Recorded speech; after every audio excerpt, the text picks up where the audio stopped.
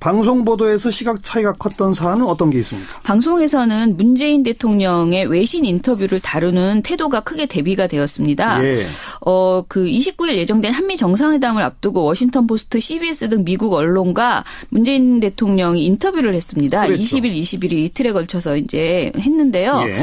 이 사안을 문재인 대통령이 어떻게 그 발언했는지 자체를 먼저 아까처럼 정리를 하고 보도를 비교를 해보는 게 좋겠어요. 예. 문재인 대통령의 주요 발언으로 꼽히는 것은 환경영향평가 실시가 사드 배치 합의의 취소나 회철회를 의도하는 것은 아니다라고 그렇죠. 발언했고요. 예. 한미연합훈련 축소는 문정인 특보 사견이다라고 맞습니다. 발언했습니다. 예. 이런 발언은 한미 정상회담을 앞두고 워싱턴의 오해를 불식시키려는 의도라고 해석되고 있습니다. 네. 그리고 1단계는 동결, 다음 단계는 폐기라는 북핵 2단계 해법도 주목을 받고 있습니다. 그렇죠. 전시작전 통제권 환수 의지, 남북 문제 한국 역할론 발언도 화두로 꼽히고 있습니다. 네. 전반적으로 대북 정책에 있어서 미국과의 공조 의지를 강하게 드러내고 또 한국의 역할도 강조했다는 그런 두 가지 평가가 나오고 있는데요. 예. 방송사들도 대부분 이런 부분에 초점을 맞췄습니다. KBS와 MBN은 사드 번복은 아니다라는 발언을 제목으로 뽑아서 강하게 이 점에 방점을 찍어서 보도를 했고요. 예. SBS와 JTBC는 남북 문제 한국 역할론을 제목으로 뽑아서 해당 발언을 집중 조명했습니다. 예. 그런데 특이한 게 MBC, TV조선 채널A가 다른 부분에 주목을 했습니다. 어디예요? 어디에 초점을 맞췄어요? 바로 조건이 갖춰지면 북한 갈 수 있다라고 문 대통령이 발언했다고 합니다. 예. 사실 이 발언은 타 방송만 봐서는 전혀 알 수 없는, 타 방송에서는 아예 다뤄지지도 않은 내용이거든요. 사실 이 조건이 갖춰지면 갈 수 있다는 말은 하나마나한 얘기도 하거든요. 네. 그런데요. 예. 근데 MBC와 TV조선은 이 발언을 아예 보도 제목으로 뽑았습니다. 아하. 문 대통령의 방북 의지를 이번 인터뷰의 핵심 내용으로 규정한 셈인데요. 네. 방북 의지 발언을 자세히 조명하고 다른 발언들은 오히려 부차적으로 살짝 언급만 하는 수준으로 보도를 했습니다. 예. MBC는 조건 갖춰지면 북한 갈 수 있다라는 제목의 21일자 보도에서 앵커가 문재인 대통령이 조건이 갖춰지면 북한에 갈 수 있다는 의사를 밝혔습니다라고 말하면서 보도가 시작됩니다. 예. 그리고 리포트에서도 문재인 대통령이 미국 워싱턴 포스트와의 인터뷰에서 북한에 방문해 김정은을 만날 의향이 있다고 밝혔다. 김정은이 비합리적이고 위험하지만 현실적으로 북한 핵을 폐기할 수 있는 유일한 인물이다. 네. 제재와 압박 수단은 풍부하지만 대화 수단은 많지 않다 등 북한을 비교적으로 긍정적으로 평가한 발언들을 주요하게 뽑아서 나열을 했습니다. 예. 그리고 나서 나머지 사드 배치 관련 발언이나 일본군 위안부 재협상 관련 발언, 한미 군사훈련 축소 관련 발언을 간단하게 나열하는 수준으로 보도를 했습니다. 뒤에 갖다 붙이고. 네네. 예. TV조선도 제목이 조건 맞으면 평양 방문이란 제목이었고요. 21일 보도였고요.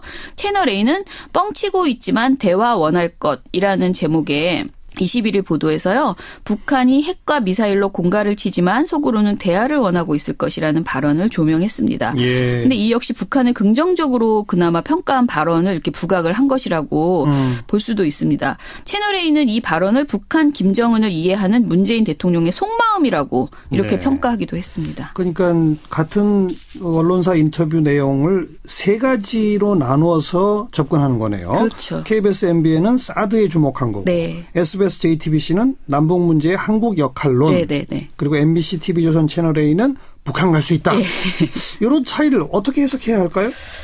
아무래도 문재인 정부의 대북 정책을 바라보는 관점에서 이런 차이가 비롯된 거 아닌가 저는 이렇게 보는데요. 예. 특히 SBS와 JTBC는 한국 역할론을 이번 인터뷰의 핵심으로 보면서 대단히 분석적인 태도를 보였습니다. 예. JTBC는 노무현 정부와 부시 정부, 박근혜 정부와 오바마 정부 등 과거 한미 정부의 대북 정책에 일정한 한계가 있었다라고 설명을 하고요. 예. 문재인 정부는 북한과의 대화 채널을 복원해 물꼬를 터놓은 상태에서 단계적 접근에 대한 미국의 동의를 얻는 방식을 택할 것이다라고 진단을 했습니다. 네. KBS와 MBN은 이렇게까지 분석하진 않았지만 역시 미국 설득의 의미가 큰 발언들 중심으로 이렇게 보도를 전했는데요. 예. 반면 방북 발언 또는 북한을 긍정적으로 평가한 발언에 초점을 맞춘 MBC, TV조선 채널A는 문재인 정부가 지나치게 북한에 호의적이다라는 어떤 일종의 색깔론 이것에 이제 초점을 맞춰서 보도했다 이렇게 볼 수 있겠습니다. 그렇군요. 네. 자, 그리고 홍준표 전 경남지사가 홍석현 전 회장에 대한 비난 발언, 이게 지금 화제가 되고 있잖아요. 예, 화제가 되더라고요. 여기에 대한 보도도 좀 짚어봐 주세요. 예, 지난 6월 18일 홍준표 전 경남지사가 자유한국당 전당대회 출마 기자회견에서요. 신문 갖다 바치고 방송 갖다 바치고 조카 구속시키고 겨우 얻은 자리가 청와대 특보 자리라고 말을 했습니다. 예. 직접 실명을 거론하지는 않았지만 누구나 다 알죠. 네, 홍석현 전 중앙일보를 겨냥한 말이라고 할 수 있죠. 예. 중앙미디어 네트워크는 22일 보도자료를 내고 신문과 방송 조카 구속 청와대 특보라는 일련의 표현과 문맥을 보면 이것은 중앙일보 JTBC 홍석현 전 회장을 말하는 것이 명백하다라고 그렇죠. 밝히면서 예. 그 발언은 결국 홍석현 전 회장이 중앙일보 JTBC가 특정인이나 세력에 유리하도록 보도하도록 하고 조카인 이재용 삼성전자 부회장 구속에 영향을 미쳐서 특보 자리를 얻었다는 것을 의미한다. 예, 이렇게 지적을 했습니다. 그러면서 청와대의 통일 외교안보 특보 지명 발표는 홍석현 전 회장과 사전 협의 없이 이루어졌으며 홍석현 전 회장은 특보직을 수락한 사실도 활동한 사실도 일절 없기 때문에 중앙일보와 JTBC를 갖다 바치는 방법으로 특보 자리를 얻었다는 취지의 주장은 전제부터 거짓이다. 그래서 검찰에 명예훼손죄로 고소까지 했잖아요. 예, 지금 고소까지 한 그런 상태입니다. 다른 언론들은 어떻게들 보도하나요? 사실은 대부분의 언론이 굉장히 간단하게 단신으로 전했습니다. 그냥 이런 발언에 대해 검찰 고소했다. 네, 이렇게. 방송사들은 다 그렇게 간단하게 전했고요. 예. 신문사들도 대부분 아주 간단하게 전했는데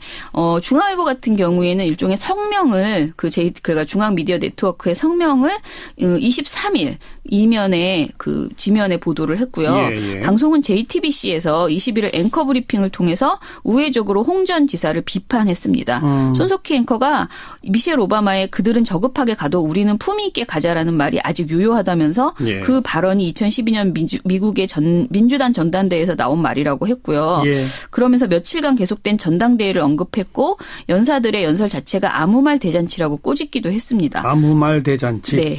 예. 홍 전 지사를 직접 언급하지는 않았지만 다시 인용해서 말하기도 민망한 수준이다. 뇌에서 필터링을 거치지 않고 막 내던지는 말이다. 하하. 등의 강도 높은 비판을 알겠습니다. 했습니다. 결국 당사자인 중앙일보랑 JTBC는 따끔하게 반격하는 보도들이 있었고 그렇죠. 나머지는 그냥 간략한 단신. 네, 간단하게 전했습니다. 어떻게 수사가 진행될까요? 한번 지켜봅시다. 오늘 여기까지 수고하셨습니다. 예, 감사합니다. 미디어 포커스였습니다. 민주언론시민연합의 김원경 사무처장이었어요.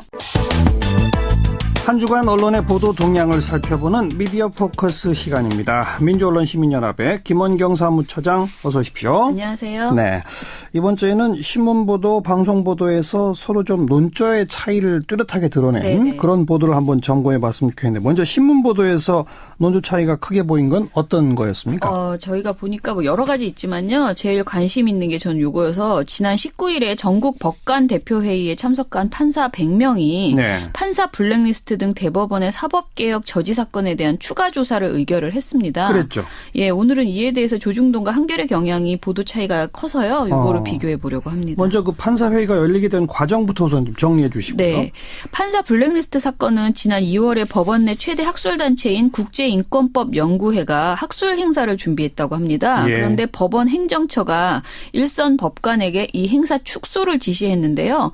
법원이 이 지시를 거부한 법원 행정처의 심의관을 심의관의 인사발령을 취소하면서 촉발되었습니다. 예. 논란이 커지자 이인복 전 대법관이 이끄는 법원 진상조사위원회가 꾸려졌고요. 그런데 이 조사 과정에서 더 큰 일이 발생을 했습니다. 그러니까 대법원이 판사들의 성향과 동향을 파악한 이른바 사법부 블랙리스트를 만들어서 관리해온 정황이 드러난 것이죠. 네. 예를 들면 법원 행정처 기획조정실 판사 컴퓨터에 대법원 정책에 비판적인 판사들에 관한 동향을 파악한 일종의 사찰 파일이 있고 그 파일에 비밀번호가 걸려 있었다라는 예. 취지의 진술을 받았다는 것입니다. 예. 그래서 굉장히 또 이때도 언론 보도가 많았는데요. 저희도 관련해서 이 판사를 직접 초대해서 그렇죠. 이야기도 듣고 했습니다. 예. 근데 이 조사 결과가 4월 18일에 나왔습니다. 근데 학술 행사 축소를 지시한 것은 사실이다. 그러나 일선 판사들의 판사들의 행적을 관리했다는 이른바 사법부 블랙리스트 의혹에 대해서는 사실 무근이다. 이런 조사 결과였고요. 예. 문제가 된 PC 속 자료조차 확인하지 않고 그저 그냥 법관 블랙리스트는 존재하지 않는다는 결론을 내린 것입니다. 그랬죠. 그 외에도 조사위가 법원행정처가 조직적으로 외압을 행사했다는 정황을 확인하고도 책임자 추궁이 없이 법관들의 자유로운 토론과 의견 수렴으로 문제를 해결하겠다는 조금 황당한 대안만을 내놓기도 했습니다. 네. 그러자 그 100명 판사 100명이 모인 전국 법관 대표 판사회의가 8년 만에 개최가 되어서요. 그 우리가 직접 조사하겠다라는 그렇죠. 의결을 했습니다. 재조사하겠다. 그렇죠. 재조사하겠다. 예. 이 조사 발표에서 일선 판사들이 대법원장만을 위한 진상 보고서였다. 이전 보고서가 그리고 사법농단을 축소하려는 꼬리 자르기 행태였다라고 이런 비판도 이어졌습니다. 자, 그 회의에 대해서 조중동은 어떻게 보도하고 한겨레경향은 어떻게 보도했어요? 일단 관련 논조가 크게 갈렸다고 했잖아요. 경향신문과 한겨레는 이번 회의가 사법개혁의 마중물이 될 것을 기대했으나 기대한다라고 이렇게 전했고요. 조중동은 사법농단이라는 사안의 본질 자체는 외면한 채 그 법관 회의 참가 법관들의 성향과 논의 과정상의 문제점이 심각하다라고 하면서 이 사안을 물타기하는 듯한 그런 태도를 보였습니다. 예. 조중동이 지적한 것은요.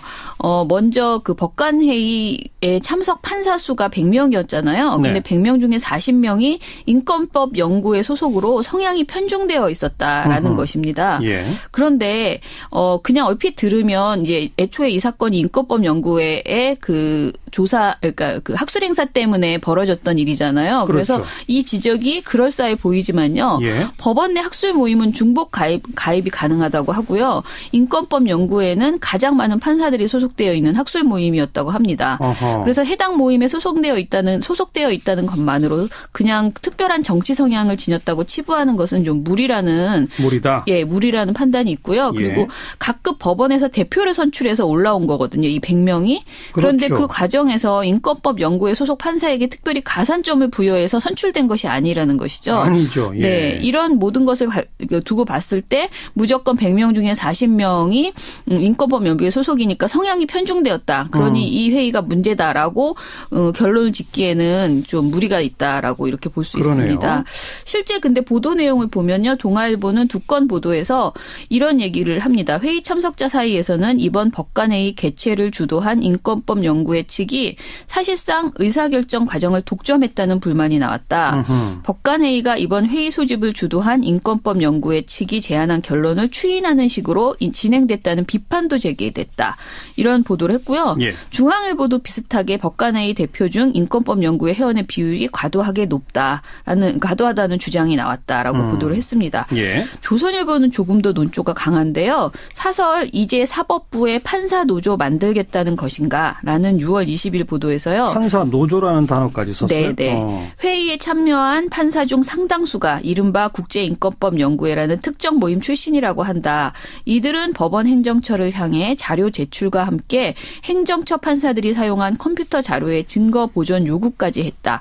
이쯤 되면 사법부 내에 판사 노조가 생긴 것 아니냐는 말을 피할 수 없는 상황이다. 한심한 일이다. 이런 주장을 했습니다. 예. 조선일보는 그리고 애초에 법원 행정처가 판사 서클 행사를 뭐하러 축소시키려 한 것인지 잘 납득하기는 어렵다.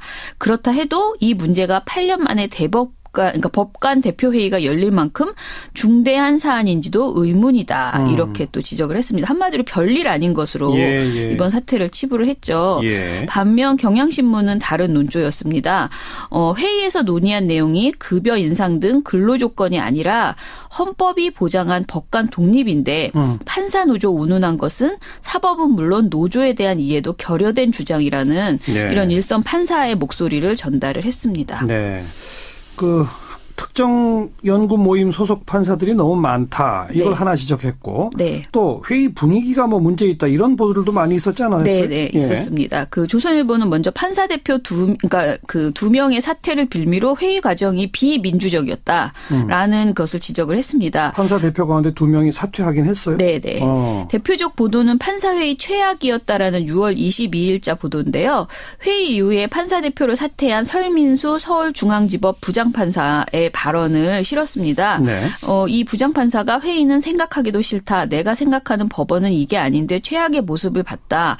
내가 왜 이 일에 관여해서 회의에 갔는지 후회된다라는 발언을 했거든요. 그래요? 근데 이 발언을 전하면서 그런데 구체적으로 어떤 의견을 냈고 어떻게 반박을 했고 왜 최악이라고 평가할 만한 상황이었는지 등은 전달하지 않았어요. 보도에서. 그냥 이분의 그 발언만을 그대로 인용을 했고요. 법관 대표회의에서 회의 안건과 진행 방식 등에 대해 문제를 제기했다가 일부 판사들로부터 잇따라 비판을 받았다고 이렇게만 요약해서 보도가 전해졌습니다. 네. 이 기사의 목적이 회의 자체가 비민주적이고 폭력적인 방식으로 진행되었다는 인상을 전달하려는 것에 있지 않느냐라는 인상을 확 주는 그런 보도였습니다. 같은 날 동아일보에서도요. 회의 속기록 공개하라 후유증 앓는 법관회의라는 보도에서 익명의 회의 참석자들의 발언을 이렇게 전했습니다. 반대 의견을 낸 사람들이 마치 몰매를 맞는 것 같았다. 결론은 이미 정해둔 채 형식적인 정당성을 확보하려는 회의였다. 이런 내용을 전했고요. 반면 경향신문과 한겨레는 이번 회의에서 토론이 유례 없이 활발하게 이루어졌다는 점을 강조하는 그 내용들을 보도했습니다. 그래요? 예를 들어서 경향신문은 법관회의를 판사노조 운운 사법개혁 저지하려는 구태라는 21일자 그 보도에서요. 전날 법관 대표회의에서는 참석자 상당수가 발언하는 등 활발한 토론이 이루어진 것으로 전해졌다. 의장이 한 번 발언을 한 사람은 제외하고 발언 기회를 주는 식으로 배려했다라는 참석자의 발언을 전했습니다. 뭐 서로 다 참석자의 발언을 전하는데 내용이 다르네요. 네, 맞아요. 한겨레에서는 법관회의와 관련해 아래로부터의 민주주의가 실현된 첫 법관회의라는 긍정적인 평가가 나왔다는 그 참석한 판사의 발언을 전했어요. 참석자들이 적극적이고 열정적으로 토론했고 큰 이견 없이 대부분 원안대로 통과됐다라는 평가를 전했습니다. 그래요. 그러니까 100명 정도나 모였으니까 그날의 회의 결론에 좀 적극적으로 찬동하시는 분들은 회의 분위기도 아주 좋았다라고 평가하는 것 같고 회의 결과에 조금 좀 못마땅한 게 있는 분들은 회의 분위기도 안 좋았다라고 평가하는 것 같고 이게 지금 화제가 되고 있잖아요. 화제가 되더라고요. 여기에 대한 보도도 좀 짚어봐 주세요. 지난 6월 18일 홍준표 전 경남지사가 자유한국당 전당대회 출마 기자회견에서요. 신문 갖다 바치고 방송 갖다 바치고 조카 구속시키고 겨우 얻은 자리가 청와대 특보 자리라고 말을 했습니다. 직접 실명을 거론하지는 않았지만 뭐 누구나 다 알죠. 홍석현 전 중앙일보를 겨냥한 말이라고 할 수 있죠. 중앙미디어 네트워크는 22일 보도자료를 내고 신문과 방송 조카 구속 청와대 특보라는 일련의 표현과 문맥을 보면 이것은 중앙일보 JTBC 홍석현 전 회장을 말하는 것이 명백하다라고 밝히면서 그 발언은 결국 홍석현 전 회장이 중앙일보 JTBC가 특정인이나 세력에 유리하도록 보도하도록 하고 조카인 이재용 삼성전자 부회장 구속에 영향을 미쳐서 특보 자리를 얻었다는 것을 의미한다. 이렇게 지적을 했습니다. 그러면서 청와대의 통일 외교안보 특보 지명 발표는 홍석현 전 회장과 사전 협의 없이 이루어졌으며 홍석현 전 회장은 특보직을 수락한 사실도 활동한 사실도 일절 없기 때문에 중앙일보와 JTBC를 갖다 바치는 방법으로 특보 자리를 얻었다는 취지의 주장은 전제부터 거짓이다. 그래서 검찰의 명예훼손죄로 고 MB에는 사드에 주목한 거고 SBS JTBC는 남북 문제의 한국 역할론 그리고 MBC TV조선 채널A는 북한 갈 수 있다. 이런 차이를 어떻게 해석해야 할까요? 아무래도 문재인 정부의 대북 정책을 바라보는 관점에서 이런 차이가 비롯된 거 아닌가 저는 이렇게 보는데요. 특히 SBS와 JTBC는 한국 역할론을 이번 인터뷰의 핵심으로 보면서 대단히 분석적인 태도를 보였습니다. JTBC는 노무현 정부와 부시 정부, 박근혜 정부와 오바마 정부 등 과거 한미 정부의 대북 정책에 일정한 한계가 있었다라고 설명을 하고요. 문재인 정부는 북한과의 대화 채널을 복원해 물꼬를 터놓은 상태에서 단계적 접근에 대한 미국의 동의를 얻는 방식을 택할 것이다라고 진단을 했습니다. KBS와 MBN은 이렇게까지 분석하진 않았지만 역시 미국 설득의 의미가 큰 발언들 중심으로 이렇게 보도를 전했는데요. 반면 방북 발언 또는 북한을 긍정적으로 평가한 발언에 초점을 맞춘 MBC TV조선 채널A는 문재인 정부가 지나치게 북한에 호의적이다라는 어떤 일종의 색깔론 이것에 이제 초점을 맞춰서 보도했다 이렇게 볼 수 있겠습니다. 그렇군요. 자, 그리고 홍준표 전 경남지사가 홍석현 전 회장에 대한 비난 발언입니다. 예. 그리고 리포트에서도 문재인 대통령이 미국 워싱턴 포스트와의 인터뷰에서 북한에 방문해 김정은을 만날 의향이 있다고 밝혔다. 김정은이 비합리적이고 위험하지만 현실적으로 북한 핵을 폐기할 수 있는 유일한 인물이다. 네. 제재와 압박 수단은 풍부하지만 대화 수단은 많지 않다 등 북한을 비교적으로 긍정적으로 평가한 발언들을 주요하게 뽑아서 나열을 했습니다. 예. 그리고 나서 나머지 사드 배치 관련 발언이나 일본군 위안부 재협상 관련 발언, 한미 군사훈련 축소 관련 발언을 간단하게 나열하는 수준으로 보도를 했습니다. 뒤에 갖다 붙이고. 네네. 예. TV조선도 제목이 조건 맞으면 평양 방문이란 제목이었고요. 21일 보도였고요. 채널A는 뻥치고 있지만 대화 원할 것이라는 제목에 21일 보도에서요. 북한이 핵과 미사일로 공갈을 치지만 속으로는 대화를 원하고 있을 것이라는 발언을 조명했습니다. 그런데 이 역시 북한을 긍정적으로 그나마 평가한 발언을 이렇게 부각을 한 것이라고 볼 수도 있습니다. 채널A는 이 발언을 북한 김정은을 이해하는 문재인 대통령의 속마음이라고 이렇게 평가하기도 했습니다. 그러니까 같은 언론사 인터뷰 내용을 세 가지로 나누어서 접근하는 거네요. 그렇죠. KBS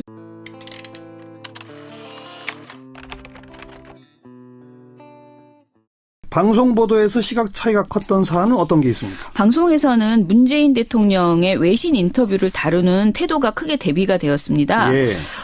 그 29일 예정된 한미 정상회담을 앞두고 워싱턴 포스트, CBS 등 미국 언론과 문재인 대통령이 인터뷰를 했습니다. 그렇죠. 20일, 21일 이틀에 걸쳐서 이제 했는데요. 예. 이 사안을 문재인 대통령이 어떻게 그 발언했는지 자체를 먼저 아까처럼 정리를 하고 보도를 비교를 해보는 게 좋겠어요. 예. 문재인 대통령의 주요 발언으로 꼽히는 것은 환경영향평가 실시가 사드 배치 합의의 취소나 회철회를 의도하는 것은 아니다라고 그렇죠. 발언했고요. 예. 한미연합훈련 축소는 문정인 특보 사견이다라고 맞습니다. 발언했습니다. 예. 이런 발언은 한미 정상회담을 앞두고 워싱턴의 오해를 불식시키려는 의도라고 해석되고 있습니다. 네. 그리고 1단계는 동결, 다음 단계는 폐기라는 북핵 2단계 해법도 주목을 받고 있습니다. 그렇죠. 전시작전 통제권 환수 의지, 남북 문제 한국 역할론 발언도 화두로 꼽히고 있습니다. 네. 전반적으로 대북 정책에 있어서 미국과의 공조 의지를 강하게 드러내고 또 한국의 역할도 강조했다는 그런 두 가지 평가가 나오고 있는데요. 예. 방송사들도 대부분 이런 부분에 초점을 맞췄습니다. KBS와 MBN은 사드 번복은 아니다라는 발언을 제목으로 뽑아서 강하게 이 점에 방점을 찍어서 보도를 했고요. 예. SBS와 JTBC는 남북 문제 한국 역할론을 제목으로 뽑아서 해당 발언을 집중 조명했습니다. 예. 그런데 특이한 게 MBC, TV조선 채널A가 다른 부분에 주목을 했습니다. 어디예요? 어디에 초점을 맞췄어요? 바로 조건이 갖춰지면 북한 갈 수 있다라고 문 대통령이 발언했다고 합니다. 예. 사실 이 발언은 타 방송만 봐서는 전혀 알 수 없는, 타 방송에서는 아예 다뤄지지도 않은 내용이거든요. 사실 이 조건이 갖춰지면 갈 수 있다는 말은 하나마나한 얘기도 하거든요. 네. 그런데요. 그런데 MBC와 TV조선은 이 발언을 아예 보도 제목으로 뽑았습니다. 그 문 대통령의 방북 의지를 이번 인터뷰의 핵심 내용으로 규정한 셈인데요. 네. 방북 의지 발언을 자세히 조명하고 다른 발언들은 오히려 부차적으로 살짝 언급만 하는 수준으로 보도를 했습니다. 예. MBC는 조건 갖춰지면 북한 갈 수 있다라는 제목의 21일자 보도에서 앵커가 문재인 대통령이 조건이 갖춰지면 북한에 갈 수 있다는 의사를 밝혔습니다라고 말하면서 보도가 시작됩니다.